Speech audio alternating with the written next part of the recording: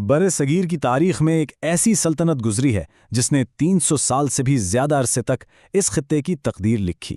آج ہم اسی دہلی سلطنت کی طاقتور اور سچ پوچھیں تو کافی پیچیدہ کہانی کو جاننے کی کوشش کریں گے۔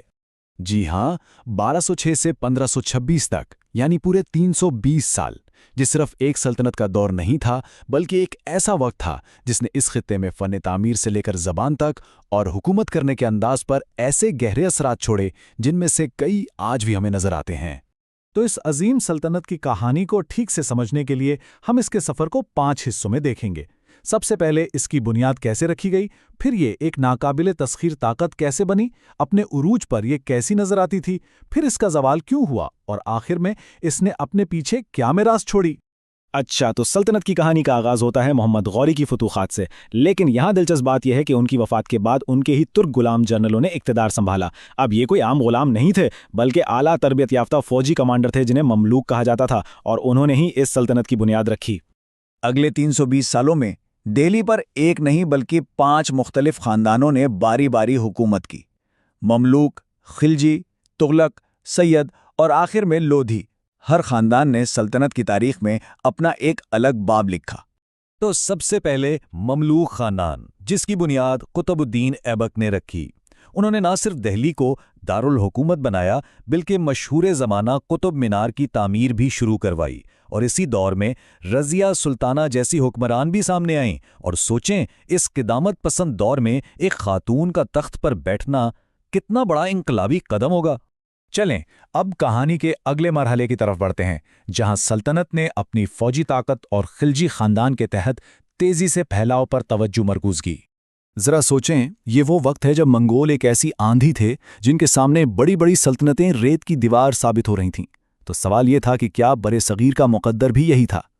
جی ہاں، اور یہ کوئی معمولی بات نہیں تھی۔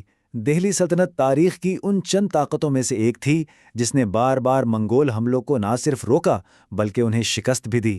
یہ ان کی سب سے بڑی فوجی کامیابیوں میں سے ایک مانی جاتی ہے۔ تو سوال یہ ہے کہ یہ سب ممکن کیسے ہوا؟ اس کا سہرا جاتا ہے علاء الدین خلجی کو، جو ایک بے رحم لیکن بہت دور اندیش حکمران تھے۔ انہیں پتا تھا کہ منگولوں کا مقابلہ کرنے کے لیے ایک بہت بڑی اور مستقل فوج کی ضرورت ہے، لیکن فوج کے لیے پیسہ کہاں سے آئے گا؟ اس کے لیے انہوں نے سخت اقتصادی اصلاحات نافذ کیں، زرعی ٹیکس کو سیدھا 50% تک بڑھا دیا، اور قیمتوں پر کنٹرول کے لیے سرکاری منڈیاں قائم کیں تاکہ فوج کو سستے داموں رسد مل سکے۔ خلجیوں کے بعد تغلق خاندان کا دور آیا۔ یہ وہ وقت تھا جب سلطنت اپنی جغرافیائی حدود کے عروج پر پہنچی، لیکن ساتھ ہی اسی دور میں کمزوری کے آثار بھی نمایاں ہونے لگے۔ ذرا اس نمبر کو دیکھیں، 32 لاکھ مربع کلومیٹر۔ محمد بن تغلق کے دور میں سلطنت اپنی تاریخ کی سب سے بڑی وسعت پر پہنچی تھی۔ نقشے پر تو یہ ایک ناقابل شکست طاقت نظر آتی تھی، لیکن اتنی بڑی سلطنت کو سنبھالنا کوئی آسان کام نہیں تھا۔ یہ سلائیڈ محمد بن تغلق کی شخصیت کے تضاد کو بہترین انداز میں دکھاتی ہے۔ ایک طرف تو وہ اپنے وقت کے سب سے پڑھے لکھے اور ذہین بادشاہوں میں سے ایک تھے، لیکن دوسری طرف ان کے بڑے بڑے منصوبے تباہ کن ثابت ہوئے۔ چاہے وہ دارالحکومت کو دہلی سے سینکڑوں میل دور دولت آباد منتقل کرنے کا فیصلہ ہو یا ٹوکن کرنسی کا تجربہ، ان کے عظیم خیالات نے سلطنت کو معاشی بحران میں دھکیل دیا۔ تو اب ہم سلطنت کے زوال کی داستان کی طرف آتے ہیں۔ اس کی وجہ صرف ایک نہیں تھی بلکہ اندرونی کمزوری اور ایک تباہ کن بیرونی حملہ دونوں نے مل کر کام کیا۔ سلطنت اندر سے کھوکھلی ہو رہی تھی، دور دراز صوبوں میں بغاوتیں عام تھیں اور خزانہ خالی ہو رہا تھا۔ ایسے میں 1398 میں وسطی ایشیا کے فاتح امیر تیمور نے حملہ کر دیا اور اس کمزور سلطنت کو ایک ایسا زخم لگایا جس سے وہ پھر کبھی سنبھل نہ سکی۔ تیمور کے دلی پر حملے کے دوران جو قتل عام ہوا، اس میں مرنے والوں کی تعداد کا تخمینہ 2 لاکھ تک لگایا جاتا ہے۔ یہ عدد اس واقعے کی ہولناکی کو ظاہر کرنے کے لیے کافی ہے۔ یہ اس وقت کی ایک مشہور کہاوت ہے جو بہترین طریقے سے یہ بتاتی ہے کہ ایک زمانے کی عظیم سلطنت ایک مذاق بن کر رہ گئی تھی۔ پالم دہلی سے صرف چند کلومیٹر دور ہے، یعنی بادشاہ کی حکومت بس شہر کی دیواروں تک ہی محدود تھی۔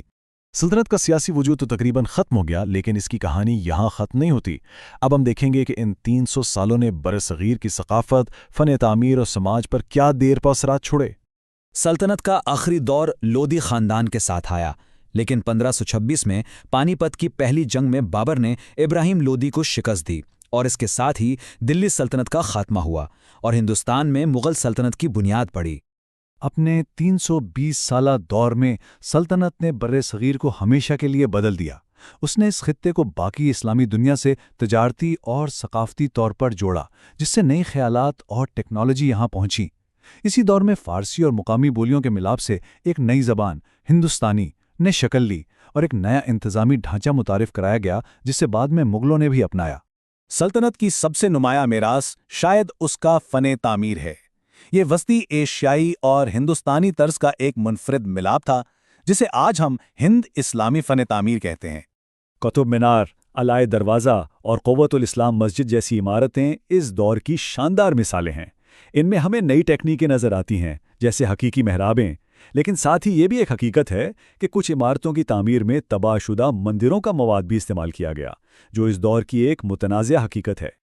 اچھا، سلطنت کی انتظامیہ کا ایک اہم اور اکثر متنازع پہلو جزیہ ٹیکس تھا۔ یہ غیر مسلم آبادی پر حفاظت اور فوجی خدمات سے استثناء کے بدلے لاگو کیا جاتا تھا۔ یہ ٹیکس سلطنت اور اس کی اکثریتی غیر مسلم آبادی کے درمیان پیچیدہ سیاسی اور معاشی تعلقات کی عکاسی کرتا ہے۔ تو بات یہ ہے کہ دہلی سلطنت کے میراث کو کسی ایک رنگ میں دیکھنا ناممکن ہے۔